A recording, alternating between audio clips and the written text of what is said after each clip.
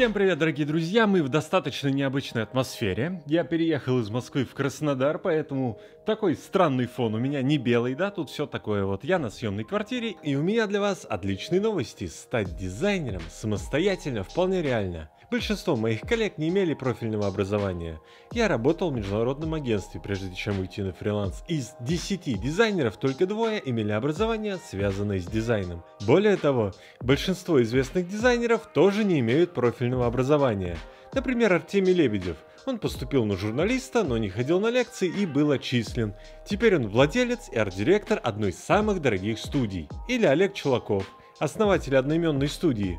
Сейчас он в Tagline делит первое место с Лебедевым. Он тоже не имеет профильного образования и начинал свою карьеру как разнорабочий. То есть он буквально стоял на окраине Ростова на трассе и искал заказчиков.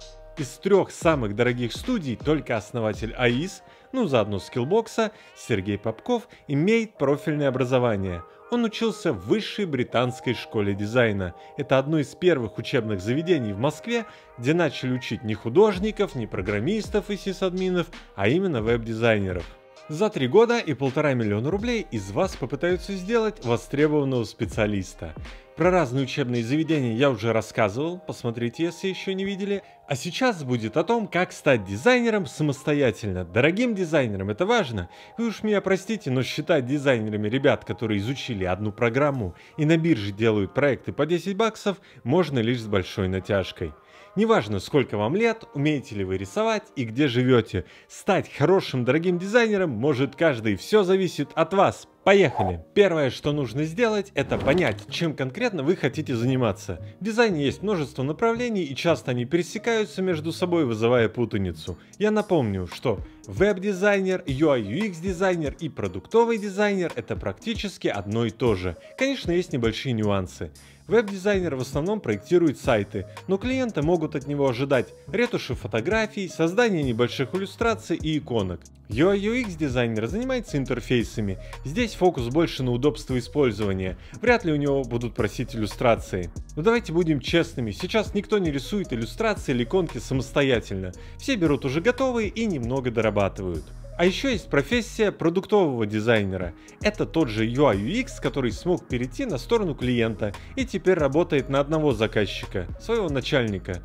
У него больше полномочий и возможностей. Он может непосредственно влиять на характеристики продукта. Он чаще проводит исследования и смелее предлагает гипотезы. Поэтому продуктовый дизайнер – это скорее следующая ступень UI/UX дизайнера, чем отдельный специалист.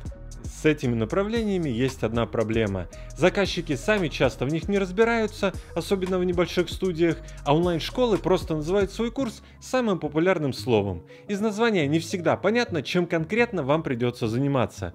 Поэтому лично я разделяю всех дизайнеров более глобально на 2 типа, в зависимости от того, на чем они зарабатывают. Одни делают красиво, удовлетворяя прежде всего эстетические потребности клиента, другие делают полезно, улучшая бизнес клиента, принося ему деньги. Это важно, и на этом стоит остановиться подробнее, так как первый тип дизайнеров, которые за красоту, зарабатывают значительно меньше второго. К дизайнерам, которые делают красиво, прежде всего относятся те, кто делают недорогие логотипы, оформляют соцсети, рисуют баннеры и сайты, скажем так, в классическом стиле. Тут надо понимать, что официальная регистрация логотипа в госорганах будет стоить от 50 тысяч рублей. В эту цену входит пошлина и услуги юристов. Если логотип похож на что-то уже существующее в этой сфере бизнеса, его могут отклонить, и за новую попытку придется заплатить еще 50 тысяч. Получается, что создание логотипа – это очень ответственная работа, и если за дизайн вам платят всего 10 тысяч, то это не логотип, а просто картинка, которую клиент будет утверждать на основе своего внутреннего вкуса, а вы утонете в комментариях. Дальше, сайты в классическом стиле. Это сайты, прежде всего, удовлетворяющие вкусу заказчика, а в голове у клиента все выглядит значительно лучше, чем это может быть в жизни. Эти заказы тоже не приносят деньги. Сначала вы пытаетесь угадать, что нужно клиенту, а потом вносите бесконечные правки, вместо того, чтобы взять следующий проект. Или баннеры. Это типичная задача на бирже. Нарисовать яркие, красивые баннеры. Это цитата. Сейчас я глянул самое выгодное предложение от литовской фирмы. 8 уникальных баннеров по 1700 рублей за штуку. И для каждого баннера нужна идея, композиция и слоган. К чему я это все рассказываю в теме про веб-дизайн? Если вы выберете для себя направление пользы, а не красоты, вас тоже могут закидать комментариями, но это с лихвой покроется оплатой. И вам тоже могут заказать баннеры, только это будет один баннер с утвержденным дизайном и 20-30 ресайзов к нему за 20-30 тысяч рублей соответственно. Я очень люблю делать сайты, но и от баннеров я не отказываюсь. Иногда даже делаю логотипы, потому что я работаю с людьми, которые точно знают, что им нужно. Второй тип дизайнеров – это те, кто зарабатывают на пользе. Прежде всего это продуктовые дизайнеры и UI/UX дизайнеры. Под пользой для клиента я имею в виду улучшение конкретных измеримых параметров, прежде всего увеличение конверсии, больше переходов на статьи, больше покупок и так далее. Если вы не хотите оказаться прокладкой между клиентом и программой, где он будет управлять каждым вашим действием, рекомендую выбрать направление пользы, то есть UI/UX дизайн. Так и работу будет проще обосновать, и бюджеты побольше, и клиенты поадекватней. Очень многие мне пишут в комментариях: хочу изучить 3D или хочу изучить Motion дизайн. Я сам очень скептически настроен к этим направлениям дизайна. Конечно, если вы хотите делать что-то серьезное, вроде ТВ-заставок или спецэффектов для фильмов, можно попробовать. Но надо понимать, что такой работы очень мало. Российские мультики рисуют в Индии, там подешевле. А если нужен крутой Motion дизайн, его заказывают в Америке. Что-то более простое, вроде 3D-моделей для рекламы или анимированных баннеров и интерфейсов, делают обычные непрофильные дизайнеры. Допустим, на работе они занимаются сайтами, а вечером рисуют персонажей и анимируют дизайны. Умение анимировать и работать с 3D может быть преимуществом при поиске работы, но очень мало компаний, которые берут отдельных специалистов на эти задачи. Итак, когда мы разобрались с направлением, пора переходить к следующему шагу. Тут многие специалисты спорят, что первее надо: изучать инструменты для дизайна или непосредственно то, как правильно эти сайты делать. Одни говорят: начните с изучения программ, вот же есть бесплатная Figma. Другие говорят: начните с основ дизайна, ведь нарисовать можно везде, хоть на бумаге. Лично я считаю, что начинать надо с обучения дизайну, ведь если начать с инструмента, то можно потратить время впустую, закопавшись в деталях. Начинающие дизайнеры первым делом изучают всякие прикольные функции в Figma, которые по большому счету никому не нужны. Например, в Figma есть супер полезная возможность, можно сделать кликабельный прототип. Клиент может сам его прокликать и поискать узкие места или протестировать на фокус-группе и понять, насколько это удобно. Но начинающие дизайнеры идут дальше и хотят сделать так, чтобы, например, менялся цвет кнопок при нажатии или пытаются добавить межэкранную анимацию. В дизайн-чатах очень много вопросов на эту тему, но так делать не нужно. Это красиво, но значительно усложняет работу. Вместо того, чтобы подумать, как сделать более удобный для клиента сайт или сервис, дизайнер лепит кучу фреймов для анимации. Давайте посмотрим на примере. Это великолепный пример работы дизайнера над редизайном приложения. Ссылочку на эту работу я оставлю в описании, не забудьте поставить ему лайк. Итак, друзья, давайте посмотрим кейс по полезному UI/UX дизайну. На первом экране мы видим название, небольшую картинку для привлечения внимания, кратко суть приложения, что это доставка еды, и описание приложения. Дальше начинается самое интересное – задача. Большинство дизайнеров пропускают почему-то этот этап и сразу начинают заваливать все картинками приложения. Нет, это неправильно. Начинается все с задачи. Дальше, что самое важное, это изучение темы, discovery, research, предложение идей, дизайны и тесты. Вот 4 основных этапа работы над приложением. Какие инструменты дизайнер использует? Обратите внимание, что Figma тут практически на последнем месте, а на первом это Notion. Это приложение для сбора всей информации. Discovery. Тут дизайнер предлагает гипотезы, что можно улучшить в этом приложении. Потом анализ фидбэка, перечисление всех болей клиента. Потом сравнение с конкурентами. Потом research, что хорошего в этом приложении, что плохого. Потом идут интервью, количественные и качественные, то есть глубокие интервью, когда дизайнер сидит прямо рядом с человеком. Фидбэк от пользователей. Потом UGM.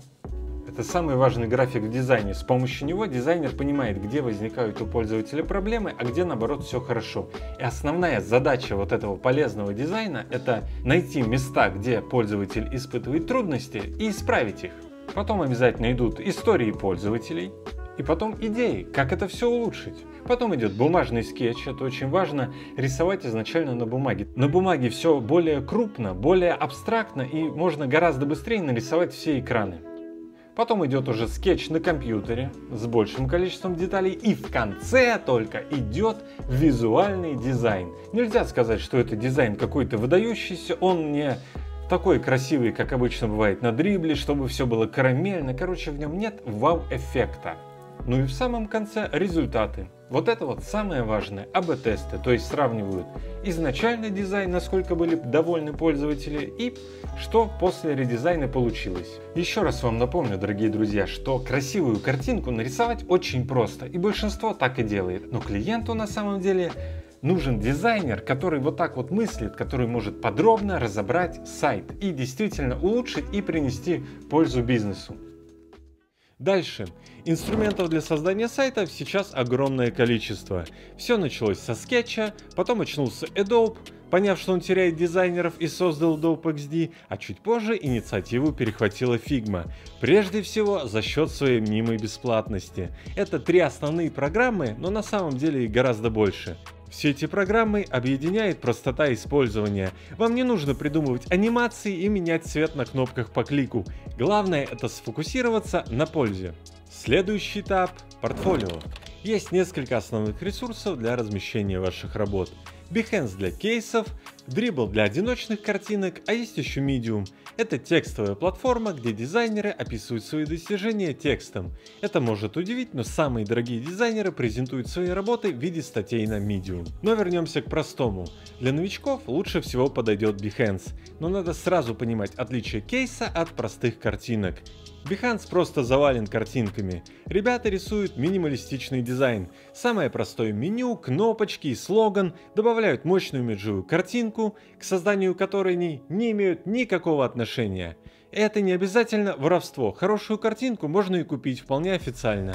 Естественно, опытный работодатель, а если мы говорим о студиях, это будет арт-директор, сразу понимает, что в целом эта картинка красивая, но непонятно, а в чем работа дизайнера? Непонятно, как он мыслит, как он поведет себя в ситуации, когда надо будет просто чисто и аккуратно собрать десяток внутренних страниц, например. Кейсы, которые интересны работодателям, обязательно описывают процесс проектирования сайта, ресерч-анализ конкурентов, прототипирование и проверка гипотез, анализ результатов. Можно тестировать на реальных людях, можно за счет своей эмпатии, то есть просто представляя, как себя поведет пользователь. Именно такому подходу и учат на платных курсах, но большинство студентов все равно почему-то упирается в картинки, забывая о главном.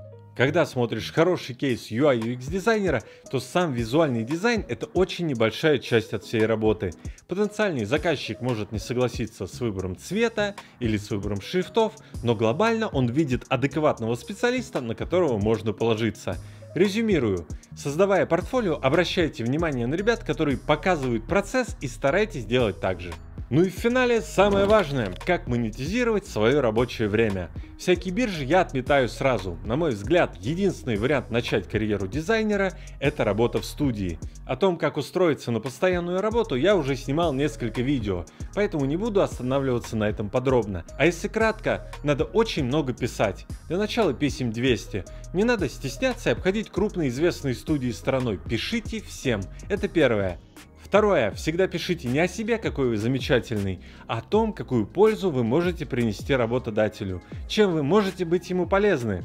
О таких письмах и вообще о работе с текстом очень хорошо рассказывает Максим Ильяхов на своем канале. Он профессиональный копирайтер. Рекомендую посмотреть, ведь для полезных сайтов очень важен текст, особенно в минималистичном дизайне. Ссылка будет в описании. Спасибо, что досмотрели это видео до конца. Подписывайтесь, и мы с вами увидимся совсем скоро в новом видео. Всем пока!